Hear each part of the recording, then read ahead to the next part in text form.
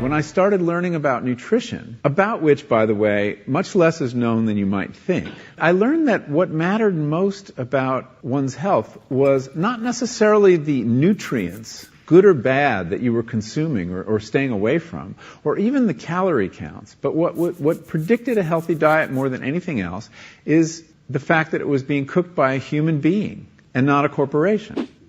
Corporations cook very differently than people do. They use vast amounts of salt, fat, and sugar, much more than you would ever use in your own cooking. And the reason they do that is those are three incredibly attractive and incredibly cheap ingredients. And when they're layered properly, as in a chip or pastries and forms of junk food, they're incredibly addictive. They really press our buttons. They activate our dopamine network, our cravings. And in fact, people in the industry, they don't talk about addiction in the food industry, even though they traffic in addiction. They talk about craveability. It's the same thing. And snackability is another term they use. It's a lovely word.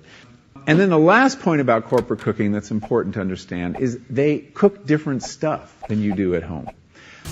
What they're good at, in general, they don't cook that well, but things like chips, they cook incredibly well. And here's a classic food that if you make it yourself, if you've ever made French fries, you have to wash the potatoes, you have to peel the potatoes, you have to slice the potatoes, you have to fry them in a lot of oil, you have to spatter your entire stovetop, you have to clean up, and then you have this pot of oil you have to get rid of. I mean, it's really difficult, and it's a pain. They're wonderful, but it's a pain. And if you make them yourself, you'll only eat them every 6 weeks, 2 months, because it's too much work.